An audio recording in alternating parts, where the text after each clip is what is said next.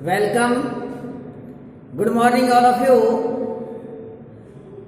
Today we are going to start class 10th Hindi medium से subject SST geography part chapter number first पढ़ेंगे आज हम। Chapter number जो first है उसका नाम है संसाधन एवं विकास। क्या है? संसाधन एवं विकास। तो सबसे पहले हम ये देखते हैं कि जो हमारा चैप्टर का नाम है संसाधन एवं विकास, कि संसाधन किसे कहते हैं, संसाधन की क्या परिभाषा है। इससे पहले आप अपनी जो पूर्व की जो क्लास है 9th क्लास में, 8th क्लास में या 7th क्लास में आपने संसाधन के बारे में पढ़ा है। मुख्य रूप से संसाधन उसे कहते हैं जो हमारी आवश्यकताओं की पूर्ति करता है। ऐसी जो सामग्री जो हमारी आवश्यकताओं की पूर्ति करता है वे संसाधन है। इस समय ये जो ब्लैक बोर्ड है, ये मेरे पास चौक है, ये डस्टर है, ये मेरे संसाधन है, क्योंकि इनके बिना मैं अध्ययन नहीं कर सकता। तो व्यक्ति की आवश्यकताओं की जो पूर्ति करता है वे संसाधन है। लेकिन 10th क्लास के स्टैंडर्ड देखते हुए अगर हम देखते हैं कि संसाधन किसे कहते हैं, तो हमारी जो एनसीईआरटी की जो पाठ्य पुस्तक है उसके अकॉर्डिंग संसाधन को परिभाषित किया गया है। तो सबसे पहले मैं आपको बता रहा हूं कि संसाधन की परिभाषा, कि संसाधन किसे कहते हैं।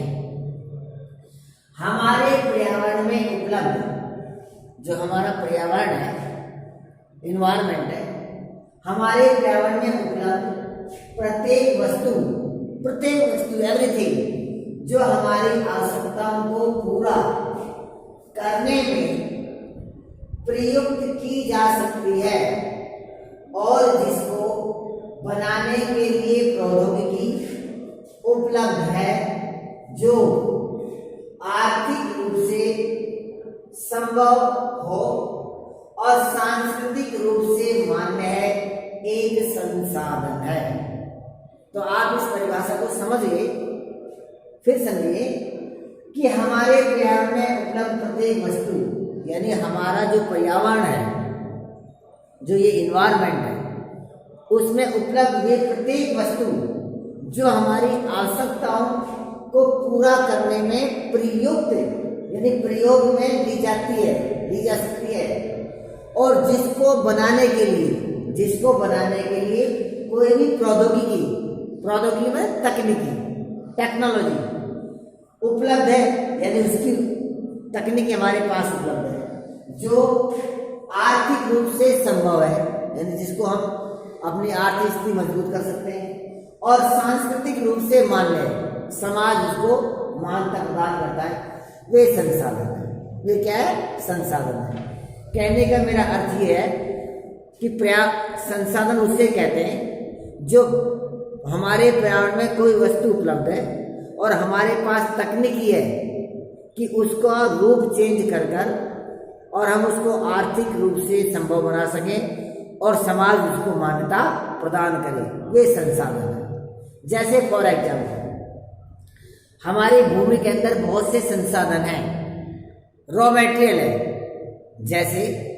जैसे माने कहीं आयरन लोहा निकल रहा है, कहीं तांबा निकल रहा है, कहीं सोना निकल रहा है, उसको हम कच्चे पदार्थ को निकालते हैं, उसको फिर तकनीकी माध्यम से उसको हम रिफाइन करते हैं, तकनीकी माध्यम से रिफाइन करने के बाद उसको हम बेचते हैं या अपनी आर्थिक स्थिति मजबूत करते हैं और समाज उसको मानता है। अर्थात ये एक लीगल काम है, इलीगल नहीं है। तो ये क्या हुआ?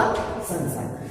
तो आप समझ गए कि संसाधन किसे कहते हैं, कि पर्यावरण में प्रत्येक वस्तु जो उपलब्ध है, जिसकी तकनीकी हमारे पास है, जो आर्थिक रूप से उसको संभव बना सके और सांस्कृतिक रूप से जो मान्य है, समाज इसको मानता है, वही संसाधन। अब देखते हैं तो संसाधन के प्रकार देखते हैं। जैसे तुम्हारी पाठ्य पुस्तक में एक टेबल दी हुई है, उस टेबल के अंदर संसाधनों के प्रकार बताए गए। जैसे मान लिया अगर मैं आपको ये अपने टेक्स्ट में दिखाता हूं तो ये आपकी जो टेबल दी हुई है, इस टेबल में संसाधनों का एक संक्षिप्त प्रकार दिया गया है। मुख्य रूप से संसाधन दो प्रकार के होते हैं, मुख्य रूप से एक प्राकृतिक संसाधन और दूसरा मानवीय संसाधन।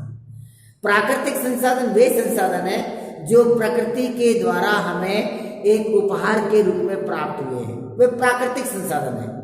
जैसे आप कहोगे सर कौन से प्राकृतिक संसाधन? जैसे मान लीजिए ऊंचे ऊंचे पर्वतमालाएं दिख रही है आपको, नदी है, तालाब है, प्राकृतिक वनस्पति है, झरने हैं, समुद्र है, ये हमने नहीं बनाए, ये प्रकृति के द्वारा निर्मित है। हवा बह रही है, धूप आ रही है, ये क्या है? ये प्राकृतिक संसाधन है, सभी का समान अधिकार है। तो प्रकृति द्वारा जो प्रदान किए संसाधन प्राकृतिक संसाधन और मानव संसाधन, मानव संसाधन वे संसाधन है जो मानव अपने दिमाग से, मस्तिष्क से, अपनी तकनीकी के माध्यम से उनको बनाया है, वे मानवीय संसाधन है। जैसे बिल्डिंग है, कहीं ब्रिज बना दिया, कि नदी बह रही है, नदी को क्रॉस करने के लिए ब्रिज बना दिया, पुल बना दिया, कि रोड बना दिया, सड़क बना दी, आप उसे सड़क बना दी, रेलवे लाइन बना दिया, आपको एरोप्लेन बना दिया। ये क्या है? ये मानव के दिमाग की उपज है, तो हम उसे कहते हैं मानवीकृत संसाधन। विस्तार से देखते हैं, आइए संसाधनों का वर्गीकरण देखते हैं विस्तार से। इसका संसाधनों का वर्गीकरण, वर्गीकरण यानी क्लासिफिकेशन, संसाधनों का वर्गीकरण या उसके प्रकार। अब हम देखते हैं कि विस्तार से संसाधनों के कितने प्रकार होते हैं, संसाधन को कितने भागों में बांटा जाता है। तो मुख्य रूप से संसाधन के यहाँ पर 4 प्रकार है। कितने प्रकार है? 4 प्रकार है, जिसको हम 1 बाय 1 करके पढ़ेंगे। नंबर फर्स्ट है उत्पत्ति के आधार पर। पहला संसाधन है कि उत्पत्ति के आधार पर, फिर उत्पत्ति के जो आधार पर है इसको भी 2 भागों में विभाजित किया गया है। नंबर 1 है जैव संसाधन और दूसरा है अजैव संसाधन। अब कहते हैं जैव संसाधन किसे कहते हैं? जो उत्पत्ति के आधार पर संसाधन है उनको भी 2 भागों में बांटा गया है। नंबर 1 जैव संसाधन। जैव संसाधन जैसा कि इसके मीनिंग से बताना, जैव जो सजीव है, जो श्वसन क्रिया करते हैं, वे सभी जैव संसाधन कहलाते हैं। जैसे मनुष्य, ह्यूमन भी, हम एक किसका उदाहरण है? जैव संसाधन का है। जितने भी पेड़ पौधे हैं, जिसको इंग्लिश में कहते हैं कि फ्लोरा एंड फौना है, जितने भी जीव जंतु हैं, ये सब क्या है? ये सभी जैव संसाधन के एग्जाम्पल है, उदाहरण है। दूसरा है अजैव संसाधन। अब बिल्कुल इसका ऑपोजिट है, उल्टा। अजैव यानी जो निर्जीव है, जो श्वसन क्रिया नहीं करते, वे अजैव संसाधन है। जैसे चट्टानें, धातु, ये मेरे पास में डस्टर है, ये ब्लैक बोर्ड है, ये चौक है, ये क्या है? ये अजैव संसाधन है। क्या है बेटा? ये अजैव संसाधन है, क्योंकि ये निर्जीव है, इनमें श्वसन क्रिया नहीं होती, ये अजैव संसाधन। ऐसे आपको एग्जाम्पल याद करने, एग्जाम की दृष्टि से ये इंपॉर्टेंट टॉपिक है। नंबर दूसरा है समापत्ति के आधार पर। समापत्ति के आधार पर यानी कि जो समाप्त होने वाले हैं उसके आधार पर इसको भी 2 भागों में बांटा है। पहला है नवीनीकरण योग्य संसाधन और दूसरा अनवीनीकरण योग्य संसाधन। अब देखते हैं नंबर 1 नवीकरण योग्य संसाधन। नवीकरण योग्य संसाधन वे संसाधन जिनका हम नवीकरण कर सकते हैं, जो रिसाइकिल बिन है, अर्थात जिनको हम पुनः प्राप्त कर सकते हैं। एक बार यूज करने के बाद में दोबारा उसको हम यूज कर सकते हैं, वे नवीकरण योग्य संसाधन। जैसे पवन ऊर्जा है, पवन बह रही है, यूज करने फिर कौन आएगी, फिर उसके बाद जल, जैसे जल है, जल वर्षा के द्वारा रेनफॉल का जल आया, वह जल ब्लोइंग हुआ, बहने लगा, जैसे नदी के माध्यम से जल बहकर समुद्र में गया, समुद्र में जाके इकट्ठा हो गया, फिर तेज धूप हुई, वाष्पीकरण हुआ और वाष्पीकरण से समुद्र से जल फिर संघन बन गया, फिर उड़ गया वाष्पीकरण से, फिर वर्षा होगी। तो ये साइकिल चलता रहता है। बरसात का आना, पानी बह के समुद्र में जाना, समुद्र से वाष्पीकरण से पानी जाना, भाप बनकर उठना, फिर वापस वर्षा के रूप में बरसना। तो ये क्या है, साइकिल है, रिसाइकिल भी चल रहा है।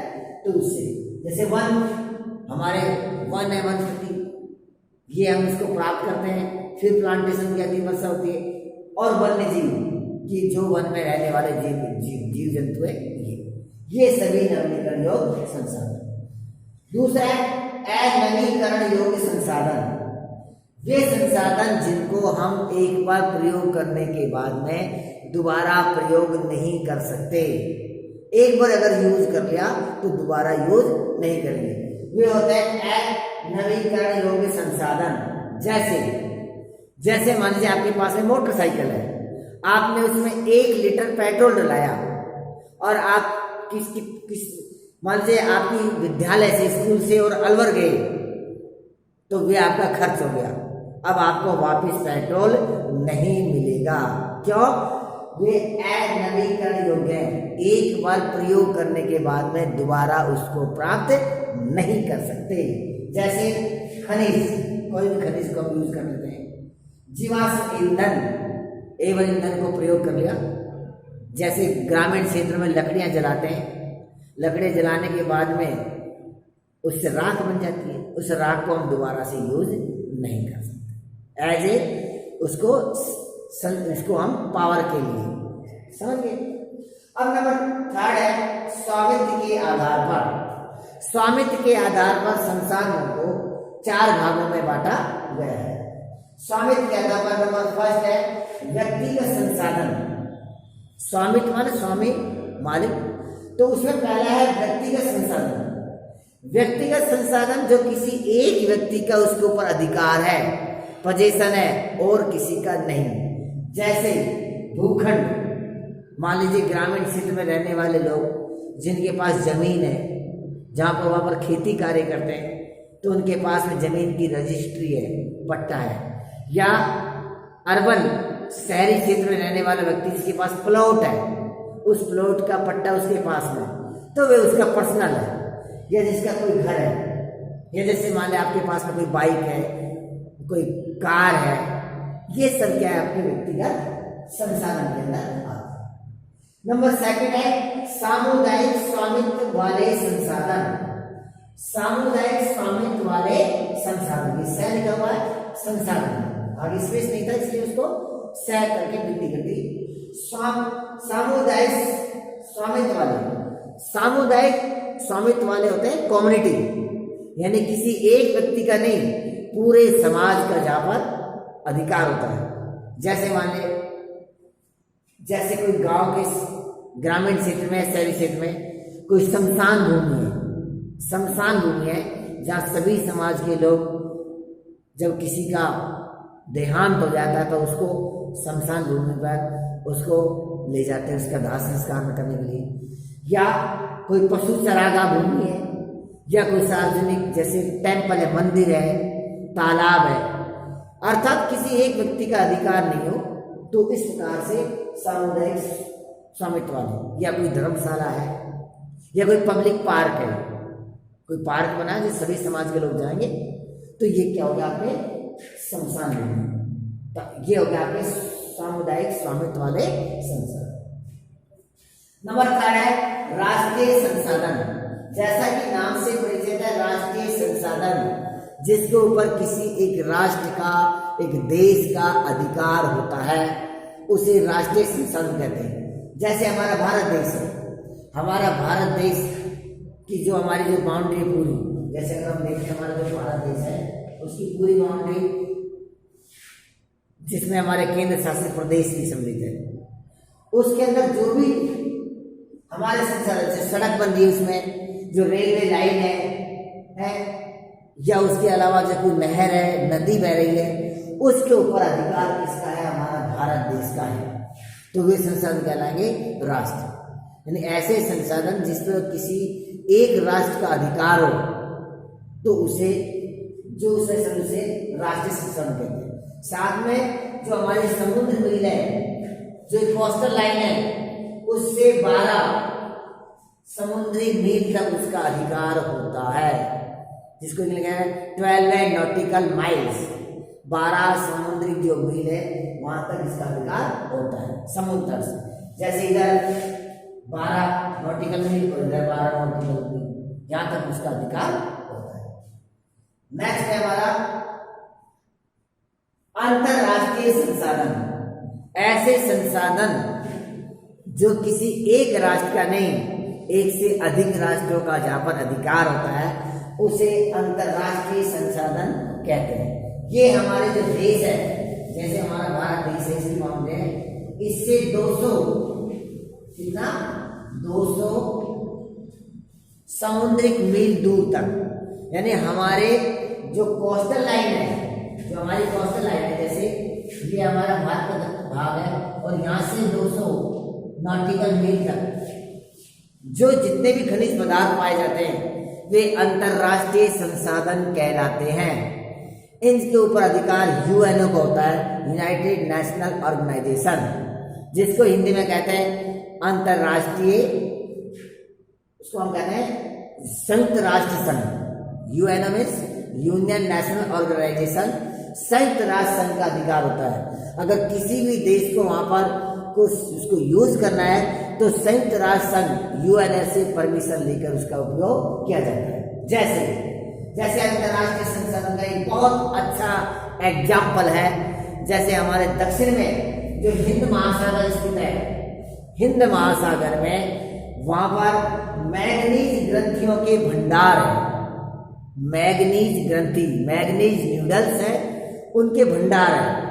उनको हम माइनिंग करते हैं, खनन कार्य करते हैं, हमको यूएनओ से परमिशन है। तो ये क्या होगा? अंतरराष्ट्रीय संसाधन। नंबर 4 है विकास के स्तर के आधार पर। संसाधनों के प्रकार के बारे में चर्चा कर रहे हैं। नंबर 4 है विकास के स्तर के आधार पर। विकास के स्तर के आधार पर भी संसाधनों को 4 भागों में विभाजित किया गया है। उसके भी 4 भाग हैं। नंबर 1 है संभावी संसाधन। संभावी संसाधन जैसा कि नाम से स्पष्ट है, संभावी संसाधन जिसकी संभावना है, भविष्य में जिसकी संभावना है। जैसे उदाहरण, भारत के पश्चिमी क्षेत्र में जो राजस्थान और गुजरात जो राज्य स्थित है, वहां पर पवन ऊर्जा की बहुत ही संभावना है, और सौर ऊर्जा, क्योंकि वहां पर पवन तेजी से बहते, क्योंकि वनस्पति का अभाव है और तेज धूप पड़ती है, तापमान तेज होता है, उसकी संभावना है। तो ये क्या होगा? संभावित संसाधन, पवन ऊर्जा और सौर ऊर्जा जो राजस्थान और गुजरात में, ये संभावित संसाधन का उदाहरण है। नंबर 2 है विकसित संसाधन।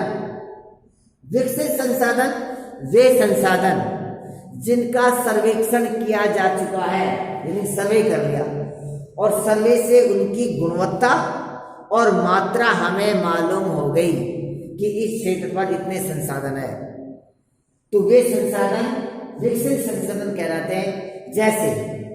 जैसे हमारे भारत में, पश्चिमी भारत में मुख्य रूप से राजस्थान और गुजरात वाले क्षेत्र में सर्वेक्षण किया गया, और राजस्थान के जैसे जैसलमेर जिला है, जैसलमेर में पेट्रोलियम के बहुत से भंडार हैं। तो ये कैसे पता लगा? हमने पहले सर्वे किया और सर्वे से पता लगा कि यहाँ पर बहुत से भंडार है, और मात्रा पता लगी कि बहुत काफी पेट्रोलियम में तेल है, और उसकी मात्रा भी पता लगी, और गुणवत्ता पता लगा कि गुणवत्ता भी अच्छी है। तो ये इसके एग्जाम्पल है पेट्रोलियम। तो ये किसके हो गए? विकसित संसाधन। नंबर 3 है भंडारण यानी प्रकृति में उपलब्ध वे पदार्थ। भंडारण में प्रकृति में उपलब्ध वे पदार्थ जिसकी भविष्य में बहुत अधिक संभावना है, लेकिन अभी हमारे पास में तकनीकी नहीं है, उसका प्रयोग करने के लिए तकनीकी नहीं है। जैसे जैसे जल जो है ना, जल एक आवश्यक पदार्थ तत्व है जल, और जल बनता है हाइड्रोजन और ऑक्सीजन, दो ज्वलनशील गैस के मिश्रण से जल बनता है। हाइड्रोजन और ऑक्सीजन को दोनों को अगर हम उसकी रासायनिक अभिक्रिया कराते हैं तो उससे जल का निर्माण होता है। लेकिन अभी हमारे पास ऐसी तकनीकी नहीं है। ये तो पता है कि हमारे भंडारण में है, हमारे प्रकृति में उपलब्ध है ये, लेकिन अभी हमारे पास तकनीकी नहीं है कि हम उसे बड़े स्तर पर उसका यूज कर सकें। तो ये इसका होगा भंडारण। और नंबर 4 है संचित कोष।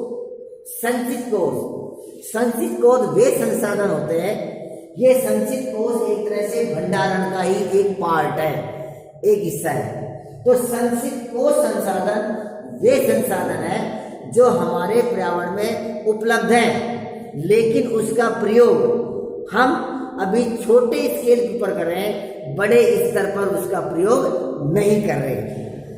लेकिन हमारे पास जो उपलब्ध है कि हमारे पास ऐसी तकनीकी नहीं है कि हम उसको बड़े स्तर से शुरुआत कर सके, या अभी हम उसको फ्यूचर में आने वाली भविष्य में जनरेशन के लिए इसको सुरक्षित रखा है। जैसे फॉर एग्जाम्पल नदियों के द्वारा जल विद्युत तैयार करना।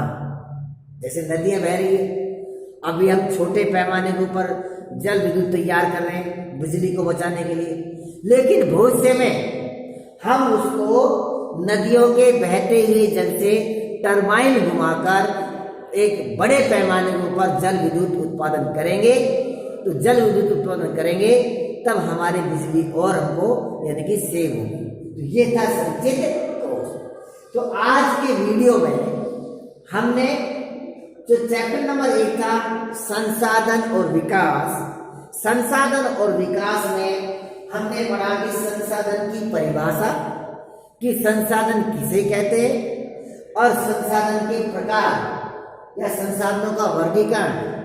आप इसमें बिल्कुल भी कंफ्यूज नहीं होना। मुख्यतः संसाधन को 2 भागों में बांटा गया है कि प्राकृतिक संसाधन और मानव निर्मित संसाधन। लेकिन अगर विस्तार से देखते हैं तो संसाधनों का जो वर्गीकरण है उसके 4 भाग हैं। आपने पढ़ा नंबर 1 उत्पत्ति के आधार पर, उत्पत्ति के आधार पर भी 2 भाग है, जैव संसाधन और अजैव संसाधन। नंबर 2 समापत्ति के आधार पर, इसके भी 2 सब डिवीजन किए गए, नवीकरण योग्य संसाधन, अनवीकरण योग्य संसाधन। नंबर 3 स्वामित्व के आधार पर यानी मालिकाना हक के आधार पर, इसके 4 उपभाग किए गए, व्यक्तिगत संसाधन, सामुदायिक स्वामित्व वाले संसाधन, राष्ट्रीय संसाधन और अंतरराष्ट्रीय संसाधन। और नंबर 4 है विकास के स्तर के आधार पर, विकास के स्तर के आधार पर भी संसाधन को 4 भागों में विभाजित किया गया है। संभावित संसाधन, नंबर 2 विकसित संसाधन, नंबर 3 भंडारण संसाधन और नंबर 4 संचित कोष संसाधन। ये था आज की हमारी वीडियो में संसाधन की परिभाषा और संसाधन के प्रकार। आप इसको अपने फेयर नोटबुक में नोट भी बनाना, इसको लर्न करना। फिर भी अगर आपको कोई प्रॉब्लम हो, अगर कुछ समझ नहीं आ रहा तो आप कमेंट्स करना, आपकी प्रत्येक समस्या का समाधान किया जाएगा। Okay, thank you. और अगर वीडियो आपको अच्छी लगी तो इसको लाइक और शेयर जरूर करना। जो आपके साथी दूर दराज में बैठे हैं, कोरोना काल में पढ़ाई नहीं हो पा रहे, उनको भी शेयर करना ताकि वे भी एजुकेशन इस वीडियो का बेनिफिट उठा सके। Okay, thank you.